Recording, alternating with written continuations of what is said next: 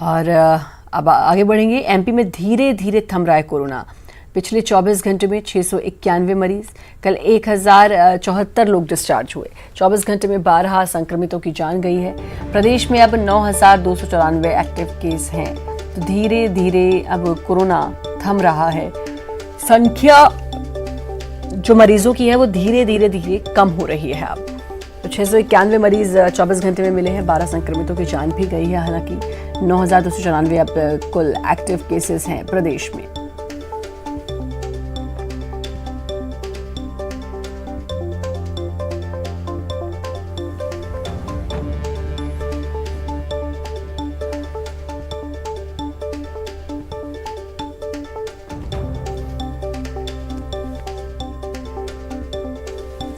तो धीरे धीरे प्रदेश में कोरोना की रफ्तार कम हो रही है, जो कि सुकून देने वाली खबर है।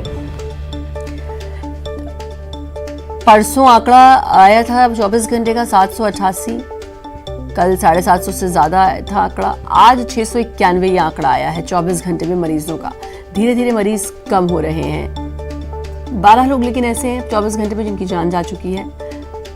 अब कुल एक्टिव केसेस 9000 के पार हैं और 691 मरीज मिले हैं पिछले 24 घंटे में कोरोना पॉजिटिव। कल की अगर हम बात करें 1074 लोग ऐसे हैं जो कि डिस्चार्ज हुए हैं।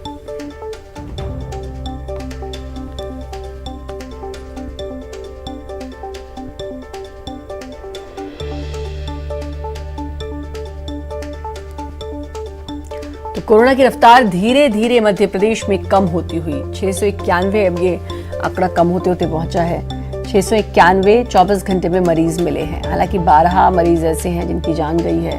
प्रदेश में अब 9294 एक्टिव केसेस हैं।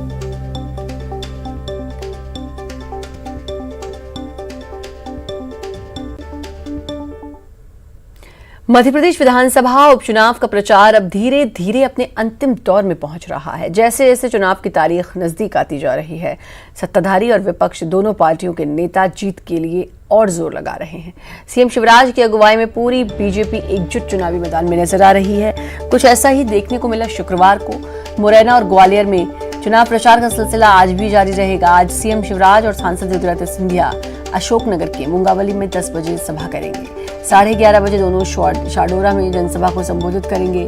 दोपहर 12:30 बजे गुना जिले के बमौरी विधानसभा के लिए मऊ में जनसभा करेंगे। दोपहर 1:30 बजे शिवपुरी में जनसभा को संबोधित करेंगे। दोपहर 3 बजे भिंड में रोड शो करेंगे। शाम 5 बजे ग्वालियर की डबरा सीट पर शिवराज सिंह चौहान, ज्योतिरादित्य सिंधिया, नरोत्तम मिश्रा रोड शो में शामिल होंगे।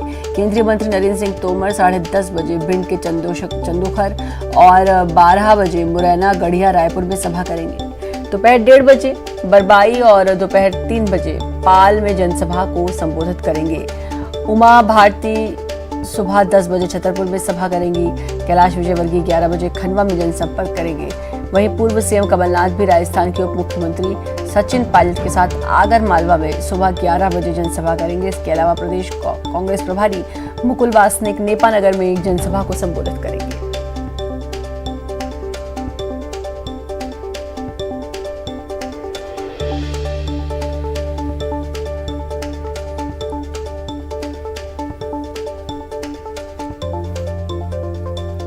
और अनुराग हमारे साथ, हमारे संवाददाता जुड़ चुके हैं।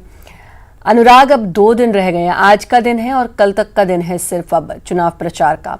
जाहिर है जोरों पर चुनाव प्रचार। आज भी कई सभाएं, रोड शो भी। ज्योतिरादित्य सिंधिया, शिवराज सिंह चौहान आज साथ में सभा भी करेंगे। गृह मंत्री भी उनका साथ देंगे, रोड शो भी करेंगे।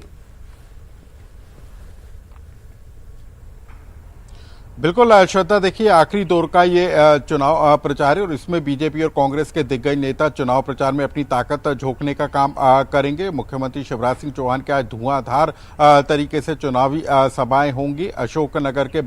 अशोकनगर में होगी। इसके अलावा बमोरी में उनका कार्यक्रम है। शिवपुरी में भी कार्यक्रम होगा जहां पर वो चुनावी सभा करेंगे। इसके बाद ग्वालियर में भी डबरा में उनकी चुनावी सभा होगी। तो मुख्यमंत्री के अलावा ज्योतिरादित्य सिंधिया भी आज पूरे तरीके से चुनाव प्रचार करते हुए नजर आएंगे और इसी तरीके से बीजेपी के तमाम दिग्गज नेता हो, चाहे वो केंद्रीय मंत्री नरेंद्र सिंह तोमर हो या फिर जो दूसरे नेता हैं, वो भी आज धुआंधार तरीके से चुनाव प्रचार करेंगे। बीजेपी की कोशिश है कि आखिरी 48 घंटे में हर एक विधानसभा सीट पर पहुंचकर जो है मतदाताओं को रिझाया जा सके और इसी कोशिश के तहत पार्टी के तमाम बड़े नेता, चाहे वो उमा भारती हो या तमाम केंद्रीय मंत्री हो और खुद मुख्यमंत्री हो, तो हर एक सीट पर पहुंचने की कोशिश करेंगे। और ग्वालियर चंबल में सबसे ज्यादा फोकस होगा और यही कारण है कि मुख्यमंत्री कल शाम को भी ग्वालियर पहुंचे थे और आज शाम को भी वो ग्वालियर में डबरा सीट पर चुनाव प्रचार करते हुए नजर आएंगे। उनके साथ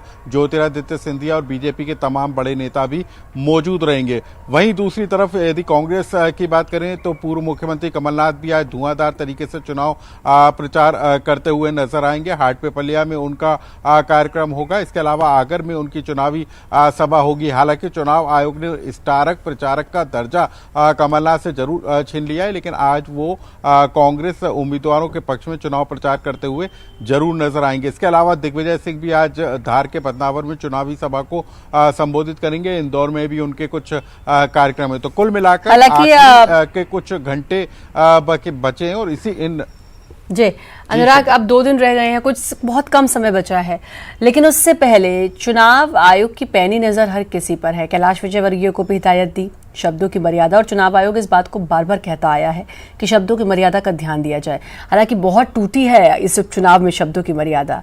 इसके अलावा अगर हम पूर्व मुख्यमंत्री कमलनाथ की बात करें, एक ट्वीट भी उन्होंने किया है, क्योंकि उनके स्टार प्रचारक होने पर अब रोक लगा दी गई है, जिसके बाद उन्होंने ट्वीट लिखा कि सत्य परेशान हो सकता है, पराजित नहीं। बिल्कुल श्रद्धा, देखिए चुनाव आयोग जिस तरीके की भाषा का इस्तेमाल इस बार उपचुनाव में हो रहा है, उसको लेकर जो है सख्ती दिखाता हुआ जरूर नजर आ रहा है और चुनाव आयोग ने बड़ा फैसला जरूर सुनाया है पूर्व मुख्यमंत्री कमलनाथ को लेकर। पूर्व मुख्यमंत्री कमलनाथ को आइटम शब्द के इस्तेमाल को लेकर चुनाव आयोग की तरफ से हिदायत दी गई थी, लेकिन उसके बाद भी जिस तरीके के बयान पूर्व मुख्यमंत्री कमलनाथ की तरफ से आए, उसको लेकर आयोग ने उनसे स्टार प्रचारक का दर्जा जरूर छीन लिया। हालांकि वो इस बार जो आखिरी के कुछ घंटे बचे हैं उसमें वो चुनाव प्रचार करते हुए जरूर नजर आएंगे। हालांकि कमलनाथ ने आयोग के इस फैसले के बाद अपने ट्वीट के जरिए ये बात जरूर कही है कि सत्य परेशान हो सकता है, पराजित नहीं हो सकता। यानी कि अब कांग्रेस इस पूरे मामले को लेकर कोर्ट में भी जाने की बात जरूर कर रही है। लेकिन अब चूंकि आखिरी के कुछ घंटे बचे हैं और इसमें मतदाताओं तक पहुंचना और अपनी बात को पहुंचाने की जो कोशिश है, उसमें सियासी दल और राजनेता दिखाई देंगे और यही कारण है कि स्टार प्रचारक का दर्जा छिनने के बाद भी कमलनाथ आज चुनाव प्रचार करते हुए नजर आएंगे। जी, तो अब कुछ ही समय रह गया और चुनाव प्रचार पूरे जोरों पर है। अब बस 3 तारीख का इंतजार सभी को, और उसके बाद फिर सबसे बेसब्री से इंतजार होगा 10 नवंबर का। शुक्रिया आपका अनुराग, तमाम जानकारी देने के लिए। एमपी उपचुनाव के प्रचार के सुपर ओवर के आखिरी दौर में हर कोई बाजी को पलटना चाहता है। सभी पार्टियां पूरे दमखम के साथ मैदान में है, लेकिन इस सुपर ओवर में कांग्रेस को बड़ा झटका लगा है। पूर्व मुख्यमंत्री कमलनाथ के खिलाफ चुनाव आयोग ने एक्शन लेते हुए अब उनसे स्टार प्रचारक का दर्जा छीन लिया है। आदर्श आचार संहिता के बार-बार उल्लंघन पर चुनाव आयोग ने यह कार्रवाई की। हालांकि कमलनाथ प्रदेश उपचुनाव में प्रचार कर सकेंगे, लेकिन खर्चा पार्टी नहीं प्रत्याशी देगा। चुनाव आयोग ने अपने आदेश में यह भी कहा कि बार बार आचार संहिता के उल्लंघन की शिकायतें आ रही थी। मंत्री इमरती देवी को आइटम बोलने के बाद कमलनाथ ने एक और सभा में शिवराज को नौटंकीबाज और कलाकार कहा था। आयोग ने प्रदेश के सीईओ की रिपोर्ट के आधार पर कमलनाथ को आचार संहिता के उल्लंघन का दोषी माना। चुनाव आयोग की बार बार दी गई चेतावनी के बावजूद न चेतने पर कमलनाथ के खिलाफ सख्त एक्शन लेते हुए आदर्श आचार संहिता के अनुच्छेद 1 और 2 के तहत कार्रवाई की गई। कांग्रेस ने इस कार्रवाई को लेकर कहा कि वो सुप्रीम कोर्ट जाएगी, तो वहीं बीजेपी ने चुनाव आयोग के इस फैसले का स्वागत किया और कहा कि अब कमलनाथ को प्रदेश की जनता से माफी मांगनी चाहिए।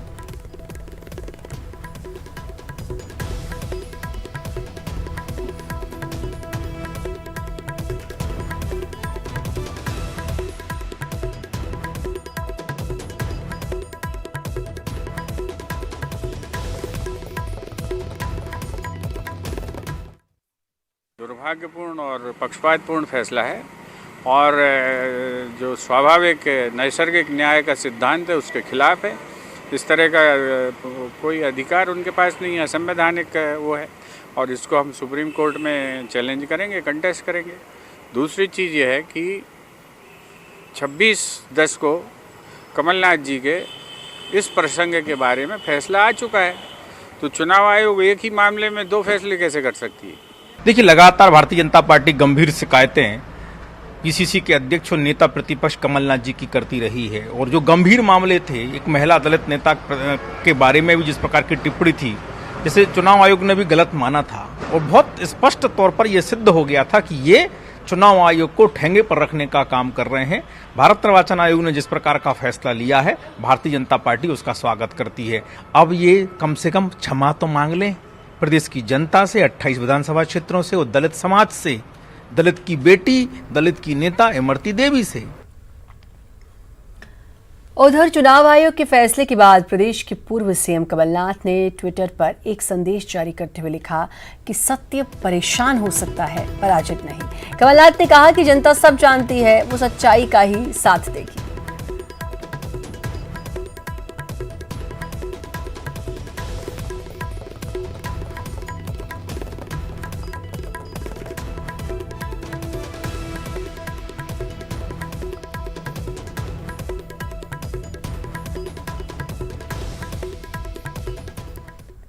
विधानसभा उपचुनाव में कांग्रेस ने बीजेपी पर सरकारी मशीनरी के दुरुपयोग का आरोप लगाया है। इस सिलसिले में आज सांसद विवेक तन्खा के नेतृत्व में कांग्रेस का एक प्रतिनिधिमंडल केंद्रीय चुनाव पर्यवेक्षक से मुलाकात करेगा। आज सुबह 9:30 बजे कांग्रेस का प्रतिनिधिमंडल रेजिडेंसी कोठे पर चुनाव पर्यवेक्षक से मिलेगा और बीजेपी की शिकायत करेगा।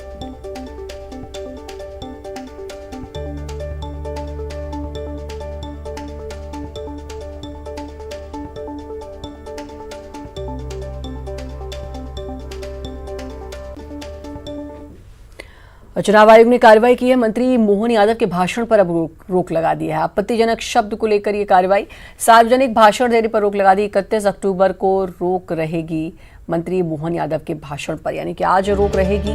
चुनाव आयोग ने ये कार्रवाई की है और ये बड़ा झटका इसलिए भी क्योंकि अब प्रचार के 2 ही दिन रह गए हैं, आज और कल चुनाव प्रचार का शोर थम जाएगा। उससे पहले अब आज जो भाषण है उसको देने पर रोक लग चुकी है।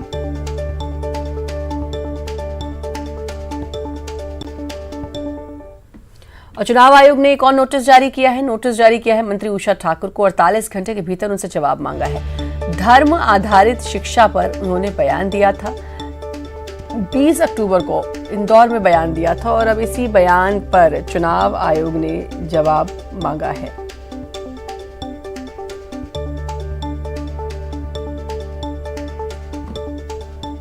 अड़तालीस घंटे का समय दिया गया है और इस 48 घंटे में चुनाव आयोग ने जवाब मांगा है मंत्री उषा ठाकुर से। ब्रेक के बाद एक बार फिर से आपका स्वागत है। शिवपुरी में शुक्रवार को रफ्तार का कहर देखने को मिला, जहां एक ही परिवार के 4 लोगों की मौत हो गई। एक तेज रफ्तार कार ने बाइक से जा रहे एक दंपत्ति और उनके बच्चों को टक्कर मार दी। हादसे में बाइक सवार पति पत्नी, उनके 2 मासूम बच्चों की मौत हो गई, जबकि एक बच्ची गंभीर रूप से घायल है। हादसा पिछोर चंदेरी मार्ग पर गजोरा गांव के पास हुआ।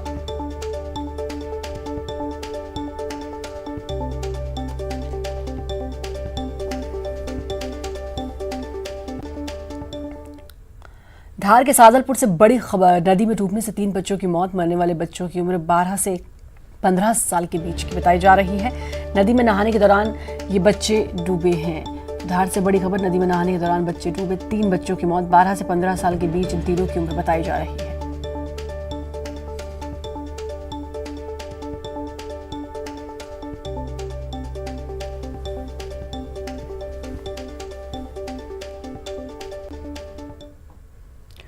उपचुनाव की घड़ी जैसे जैसे करीब आ रही है, वैसे वैसे प्रचार की रफ्तार और धुआंधार होती जा रही है। इसकी बानगी शुक्रवार को मुरैना और ग्वालियर में देखने को मिली, जहां सीएम शिवराज ने बीजेपी के तमाम आला नेताओं के साथ रोड शो किया। इस दौरान सीएम के साथ प्रदेश बीजेपी के तमाम आला नेता नजर आए। प्रचार गाड़ी पर सीएम शिवराज के अलावा ज्योतिरादित्य सिंधिया, नरेंद्र सिंह तोमर, वीडी शर्मा, उमा भारती नजर आए।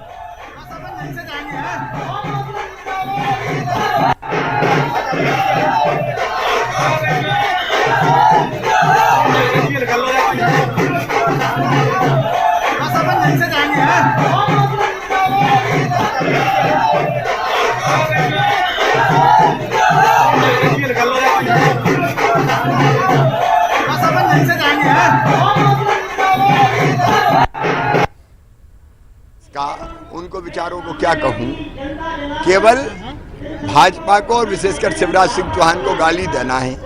कोई मुद्दे है नहीं, विकास है नहीं, जन कल्याण का कोई काम है नहीं।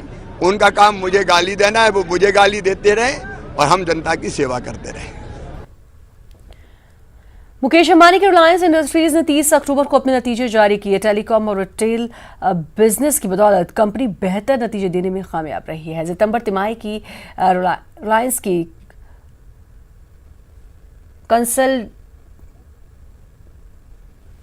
कंसोलिडेटेड प्रॉफिट 9,567 करोड़ रुपए रहा। सितंबर तिमाही की कंपनी में आमदनी 1,16,195 करोड़ रुपए रही। वहीं रिलायंस इंडस्ट्रीज की टेलीकम्युनिकेशन इकाई रिलायंस जियो के सितंबर तिमाही के नतीजे 30 अक्टूबर को आए। फिजिकल ईयर 2021 की दूसरी तिमाही में कंपनी का नेट प्रॉफिट 2,844 करोड़ रुपए रहा।